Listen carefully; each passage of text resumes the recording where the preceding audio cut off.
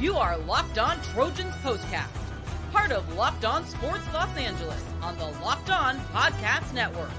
Your team every day. Wowza. Yet another USC disaster. I just don't know what they can do to get out of this hole, to get out of their own way. I thought for no other reason that they would win this game in the final minutes because they've lost so many in the final minutes. Like they're owed one just from the football gods, right? But no, the bumble effery just continues. I really wish I could say that word without abbreviating the F, because that's what it just feels like. This team is just one bumble F after another. It's terrible. I mean, I'm just like, they give you hope every time, and then they step in it, wet themselves, and leave humiliated. Welcome to the Locked On Trojans Postcast on the Locked On Sports LA YouTube channel, the place to hang out when every game is done. I'm Pete Fox. You can also listen wherever you find your podcasts on the Locked On Trojans podcast feed. Tonight's episode of the Locked On Trojans Postcast is brought to you by FanDuel. You can start the season with a big return on FanDuel. New customers can place a $5 bet, and you'll get started with $150 in bonus bets if you win your first $5 bet. Visit FanDuel.com to get started. I didn't do the last game against Rutgers because it was Dodgers that night. By the way, are we still celebrating, Dodger fans? Daniel, BC. I feel like this is the first postcast that I've done since the Dodgers won the World Series, and my daughter and I went to the parade yesterday. So I just feel like it's just, Wednesday into Thursday into Friday into today. And so this kind of broke the celebration for me. And I even said, I made a joke to my wife. I'm like, I'm tired of covering teams that lose. I only cover champions. But this Trojan team is just awful. I mean, they don't give you a lot of hope. They give you a little hope. You tease you with a little bit of hope. But that first half was absolutely embarrassing. I mean, just nothing, anemic, like pillow fight of an offense from the Trojans. By the way, the final here now, the Trojans are 4-5, 2-5 in the conference, 26-21. Washington wins it to go 5-4 and level their record in the Big Ten at 3-3. But the announcer on the broadcast said something tonight that was a tad bit surprising to me. The Trojans, I did know that they've led in the fourth quarter in every game, but I didn't know that they have led in the final minute of all of their losses. So that was all but one. That was surprising to me, but at the same time, it's kind of not surprising because they just can't figure out a way to salt a team away and make a big play when they need to. I'm sorry. That 4th-and-1 play where they got stoned at the goal line, Woody Marks, who finally found some life in the second half. Could you have been any more obvious with the play calling right there? Hey, Fish, we're running the ball right up the gut. And it's just like, come on. You're supposed to be a offensive genius. And the play on 3rd-and-1 was the exact same play. And the only time that Woody Marks, not the only time, most, I would say 70%, 80% in that neighborhood, most of Woody Marks' big runs in the second half were around the edge, breaking it to the outside. There was a few up the gut, behind the hogs in the middle, but most of the time he cut it to the outside, find some life. So I don't understand why they couldn't open a hole in the first half. 22 rushing yards in the first half. They finished the game rushing the ball for 166. Woody Marks, 22 carries, 123. I mean, it's a really good game, but you come away with a loss and you're like, so what? 4th and 1, you can't pound it in. And you don't even try something interesting. I understand trying to pound the ball. Woody Marks have been running the ball well. Yeah, pound it on third down. But on fourth down, hey, turn the page. Let's go. Get deeper into the playbook. Don't run the same play again.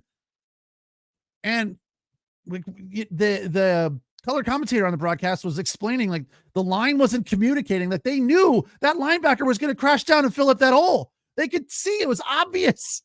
What are they doing? I just don't know. They showed that graphic during the game that Miller Moss's numbers are in line with a lot of great USC quarterbacks: Carson Palmer, Mark Sanchez, Matt Leinart, Caleb Williams, and his numbers are right there. And I look at Miller Moss now and I'm like, I don't know. I defended him. You guys know I defended him the first few weeks when you guys were all saying he's not good enough. He can't hang. He's not the real deal. They need to go to the rookie or the freshman or the other guy. I was like, no, Miller Moss is getting crushed and still finding a way to scramble out of the pocket and find receivers. 30 of 50. He threw 20 incomplete passes, and a lot of them were just bad. The only thing that I think was worse was Will Rogers. His numbers were a little better, but I mean, some of his passes in the first half on go routes to guys streaking towards the end zone they weren't even in the same vicinity of the receiver, like 5-10 yards beyond the receiver. Jesus, he was 25 of 39. Is that 25, 35, 45? Yeah, that's better, but not much. 35, 45. So yeah, it was a really ugly display of quarterbacking today. Miller Moss, though, the numbers looked good except for the 3 interceptions. And I think that's another headline of this game, that the fact that the Trojans were in it at all, and Miller Moss threw 3 interceptions, 2 to the same guy, Bruner, and the Trojans still had a shot to win it, is amazing. If it weren't for the play calling. And, all the talk is about the Dodgers. It's so funny. BC says fire everyone. Let me give you some news on that, BC. They're not firing anyone. All right. You're going to be stuck with Lincoln Riley, we are going to be stuck with Lincoln Riley for a while, because if they fire him now, they owe him $90 million. And I know a lot of the USC boosters are loaded, multi-millionaires, probably some billionaires in there. They're not coughing up $90 million. It's not happening. The Jimbo Fisher deal at Texas A&M ain't happening. Jimbo Fisher, if you don't know that story, got fired at A&M when they stole him away from Florida State. He got fired and was owed $77 million. Sometimes people say it's 80, whatever. I mean, it is an enormous golden parachute for that guy. This guy, Lincoln Riley, is not going anywhere. But I don't know what they need to do to figure out a way. I've made excuses for it being, when they're playing regular standard Big Ten teams like Michigan and Penn State, they play a different style of football. But today's against the Pac-12 team in Washington, who had fallen apart in the second half. They just went like, yeah, go ahead, run the ball down our throat. Fine, whatever. Moving the ball up and down the field, no problem. Touchdown, easy peasy. 2 touchdowns in the second half. Third quarter made it a USC 21-20 lead. I mean, the third quarter, they forced a punt coming right out of the break. And Woody Marks, big chunk runs early in the third. Then 3rd and 9, it was a bad pass, led to 4th and 9, Moss to Lemon for a touchdown. So it was like, this is kind of what Miller Moss is doing right now. He throws a bad pass, and then he'll throw a good pass, and then a bad pass, and then a good. It's almost like he's a 50% quarterback, and you just can't afford on 3rd and 9 to have bad passes thrown that force you to go 4th and 9. Now he turned it into a touchdown with a very nice pass, but the inefficiency, I think, is inexcusable. And then it was a 37-yarder and a very nice pattern from Mekhi Lemon out and up and lost his DB, and that made it 2014. And then not long after, a crosser to Kyle Ford, which we heard a lot about the USC reliance on crossing patterns, and they did it in the first half and it wasn't working at all. But the fact that they leveled the playing field on the play call from all passing to 50% passing, 50% running made the passing game more efficient. They hit Kyle Ford off of a very nice play action for a touchdown, which was keyed by a huge play from Zach Branch. That made it 21-20 USC at the end of the third quarter. So going into the fourth, USC had the lead. But here comes Washington, Keith Reynolds, a run from UW, crossing a front of the quarterback, kind of like an inside handoff. Good for a touchdown to make it 26-21. They went for 2 points, no good, and that would be the end of it. So the Trojans had it 4th and 1 at the goal, 3rd and 1.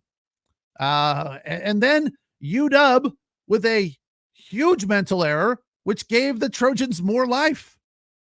Tell you about that after the break, because I was like, wait a second. I feel like the Trojans might still have an opportunity to win this game thanks to a mental error from the Huskies, but they held on for a 26-21 win. We'll get into that after the break. This is the Locked On Trojans Postcast on the Locked On Sports LA YouTube channel. I'm Pete Fox. Thank you for listening and watching. You can also download the podcast wherever you find your podcasts on the Locked On Trojans podcast feed. All right, today's episode of the Locked On USC Trojans Postcast is brought to you by 5 Hour Energy. Our friends at 5 Hour Energy know that being a passionate football fan isn't just a hobby. It's a way of life. It takes a lot of energy to power through all-day tailgates and losses like this from USC. It'll suck the energy right out of you. Touchdown celebrations on agonizing second overtimes or losses like this to the USC Trojans when they had opportunities. Well, they've created at 5 Hour Energy a shot with a special flavor called Fan Fuel. The energy shot made just for super fans like us, the fans who are first in the parking lot and who are last to leave. We see you. I could have used a 5 Hour Energy during this game without a doubt, because the first half just sucked the life out of me. And then I got a little bit of more energy in the third quarter, but then I started to think, okay, this is easy now because the Trojans were making it look easy. Then here comes the fourth quarter and we're right back to struggling. So yeah, I needed a little something to keep me focused in on this roller coaster of a game, the tale of two halves, which didn't go the way of the Trojans. 5 Hour Energy knows that no matter what team you root for, being a fan requires heart and soul and a whole lot of energy. Whether you're prepping for the big tailgate or ironing your jersey, your game day to-do list is always a mile long. That's why the limited edition Stand the Fan 5 Hour Energy Fuel Shot is here to help keep you fueled throughout the season.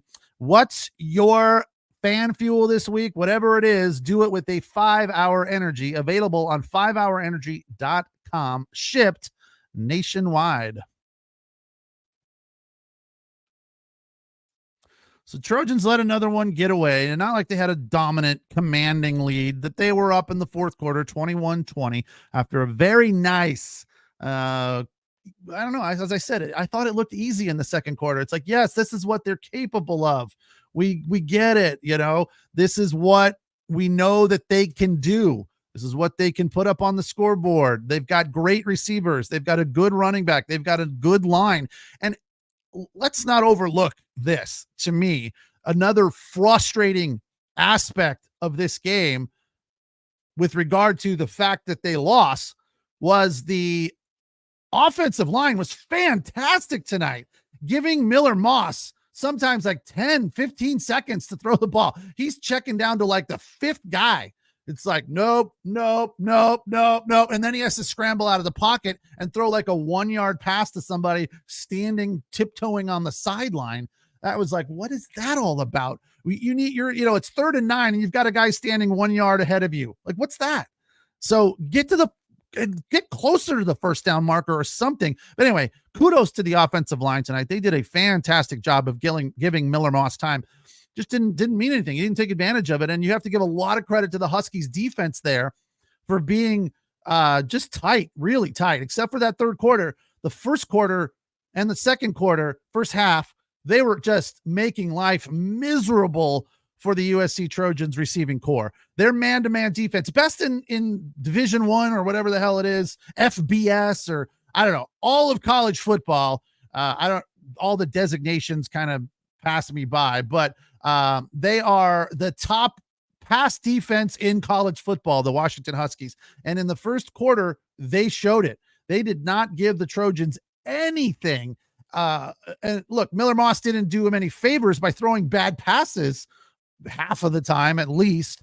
His life was made very difficult by the defensive backs and the linebackers of the Huskies. But like, imagine how bad it would have been if the offensive line wasn't doing what they were doing. He would have been crushed because he didn't have anybody open. And then they didn't run the ball at all. Again, 22 yards running the ball in the first half. Woody Marks couldn't find anything. And consequently, the Trojan coaching staff, Lincoln Riley, said, we're not going to run the ball. And so the Washington Huskies were like, fine, we're going to double your best receivers. And it was an abomination. I mean, and then they were running screen passes like all the way to the sidelines. I'm like, you got to get that ball to the guy a lot faster. It allows the defensive backs to close in. And, at best, a lot of times it was a 1 yard gain. Sometimes it was a loss. There was just so many minor mental errors that piled on top of each other, which cost the Trojans this game in the end. Speaking of mental errors, the Washington Huskies got away with one there late in the game, under 2 minutes, 3rd and 1. They get that first down, salt this game away, and it's over. But they have 12 men on the field and backs them up 5 yards.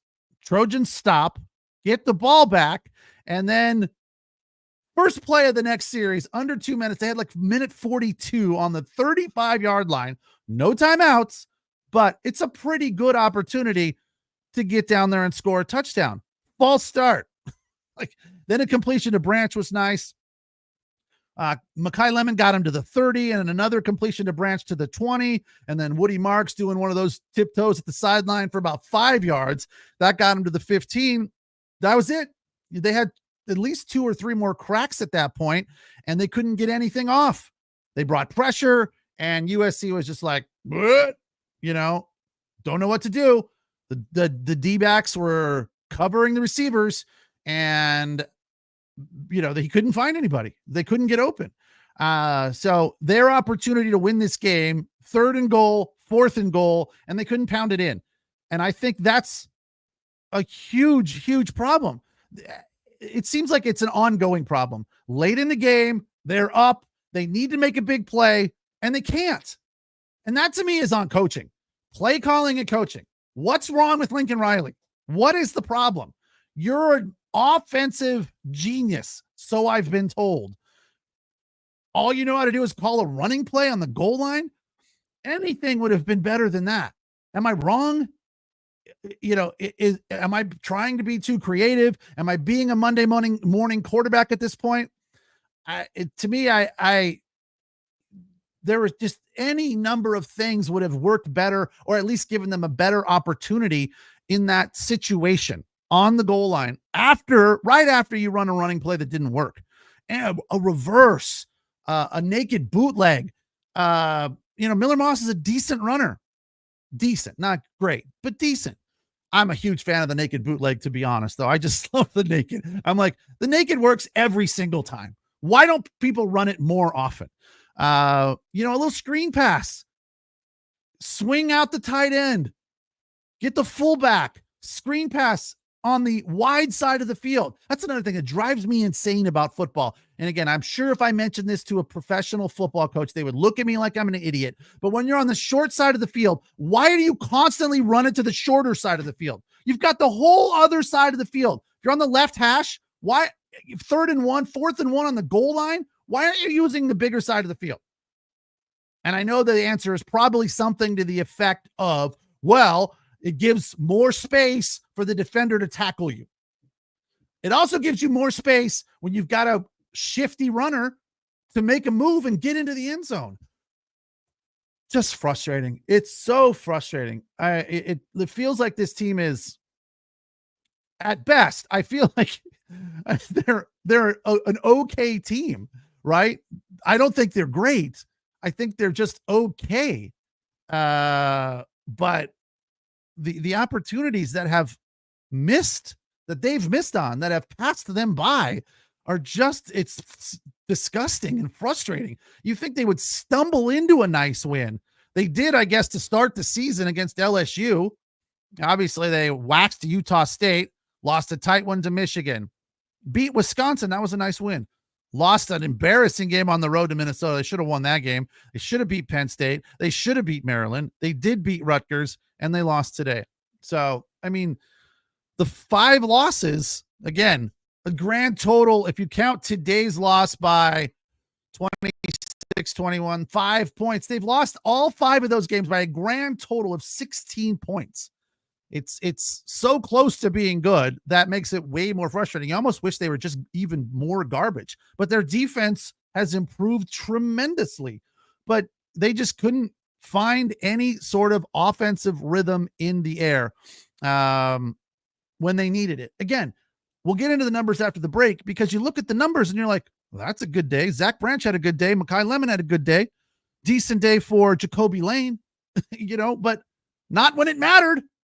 It's like they're just accumulating stats, and that's not going to get it done. 26-21 today.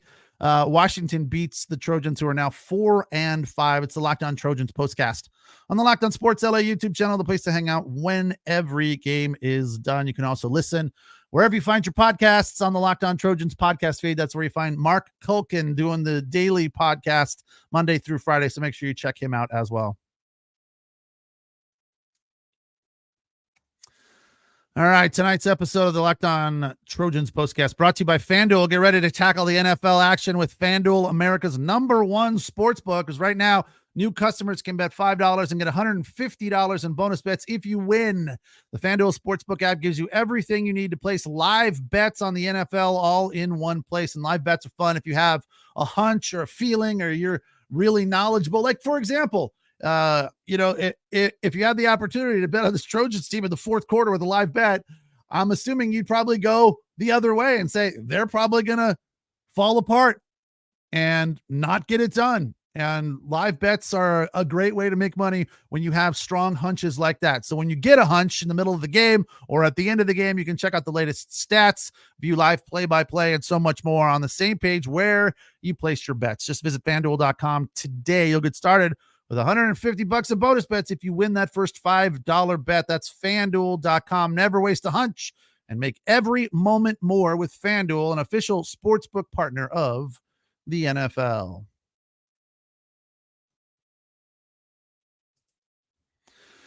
Trojans fall 26-21 to the Huskies in Seattle. Obviously, they're still winless on the road, and that was a tough environment, but I still feel like the Trojans had their opportunities. They very easily could have won this game. Kyron Hudson did not have a good game. He had one great catch for 19 yards, but nothing else. Lake McCree, 3 catches, 15 yards. Feel like they could have got the ball to him a lot more. He got it down to the 1, and then Woody Marks pounded it in for a touchdown to make it 10-7, got the Trojans on the board. But Zach Branch had a really good game. Probably, if you ask me the truth on Zach Branch, I feel like I've heard a lot about Zach Branch, and I've seen him on occasion be good. Today was his best game, without a doubt. 6 catches for 102 yards, although I didn't watch last week's game because I was doing Dodgers. So let me check back there, see what he did against Rutgers. But Rutgers is not nearly as good a team as this Washington team is. So I feel like, without a doubt, this was Zach Branch living up to the expectation. 2 catches, 26 yards last week. So without a doubt, great performance from him, but could have used a little bit more. Little bit more would have been nice. Makai Lemon, touchdown. Very good performance today. I love that guy. I think he's probably the Trojans' top receiver at this point in time.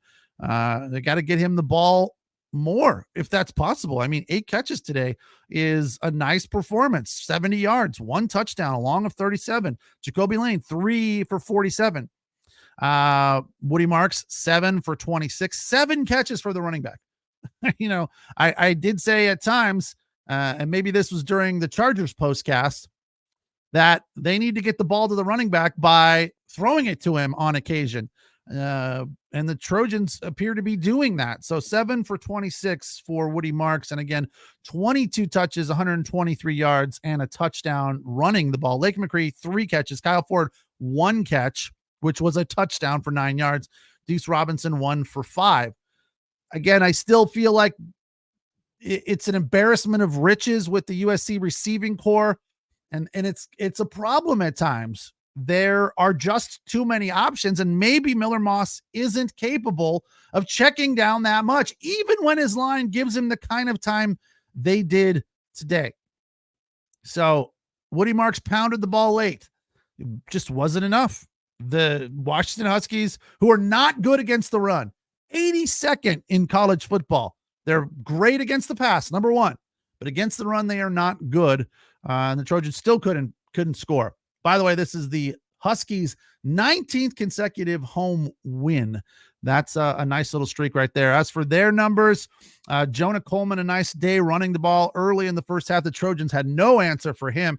He was just too strong, too powerful. The dude's like 5'9", 230. I mean, that is just all strength and muscle. And he kept bouncing it to the outside the way Woody Marks should have been.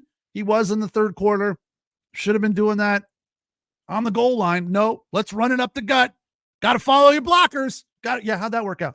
Didn't work out very good because there was one guy that was not blocked and he stoned him right on the goal line. That's the worst feeling in football to me, other than throwing a pick into the end zone. Being stoned on the goal line is just awful.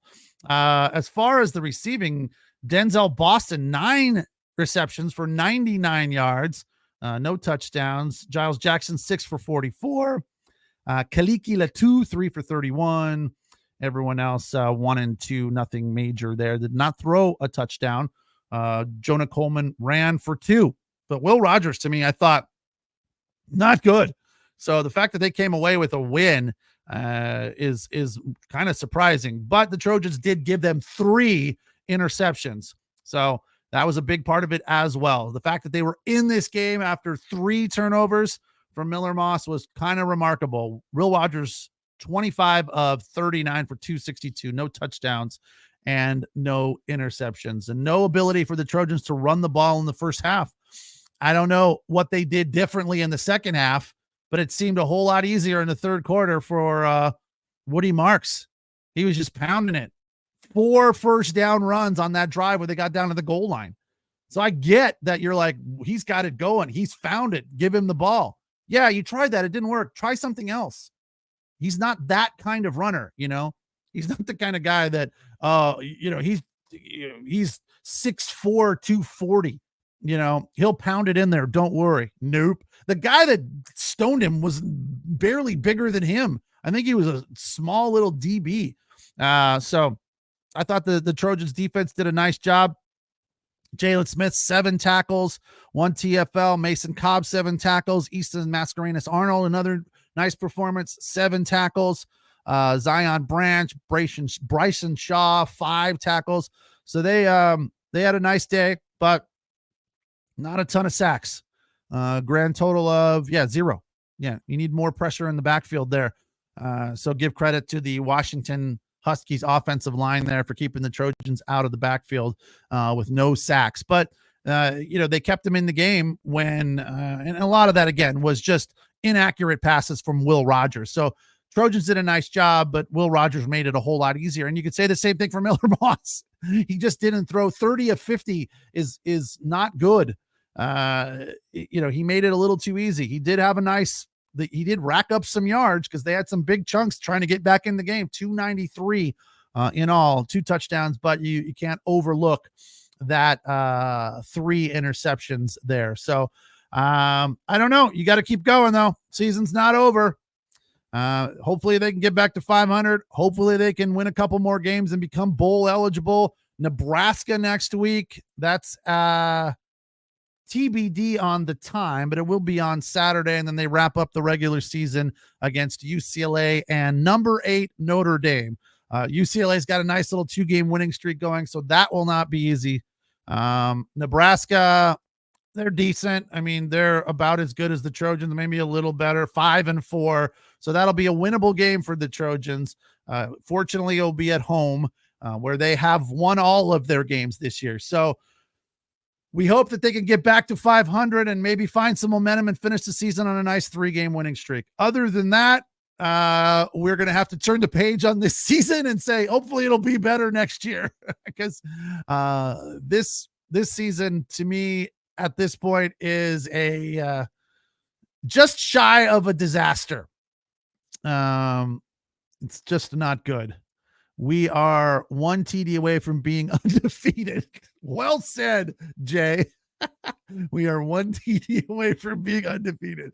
That is taking an S sandwich and making it into, I don't know how that saying goes, but that's trying to, how does that saying go? Well, let's use the clean version. That's making lemonade out of lemons right there. 1 TD away from being undefeated. Yeah, that's true. But today, another loss. And I think we have vented our frustrations enough. Those of you that are looking for Lincoln Riley's head, don't worry. You're not going to get it. He will not be fired. Sean the Bomb says, can't imagine the boosters would be so happy to continue supporting SC's NIL fund if they keep losing games like this. True, but they would much rather support the NIL than the $90 million that they would have to give to Lincoln Riley. And then who do you hire? Who's the next guy? I don't know. Lincoln Riley's got to take a stiff look in the mirror, a real hard look at himself and go, what am I doing wrong? What are we doing? Why are we unable to finish off these games that we are in? They are in every game. They have not been blown out. They are in all of them. They've had opportunities to win all 5 of their losses.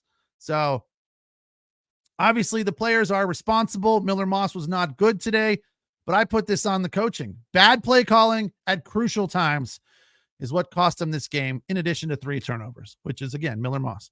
So hopefully he is better next week. I'm Pete Fox. This is the Locked On Trojans postcast on the Locked On Sports LA YouTube channel. Thanks for watching. Thanks for listening. Don't forget you can download wherever you find your podcasts on the Locked On Trojans podcast network. I believe we have Chargers tomorrow at 10 o'clock. So we'll check you guys out right here after that game is concluded. Enjoy the rest of your Saturday night. Have a good one.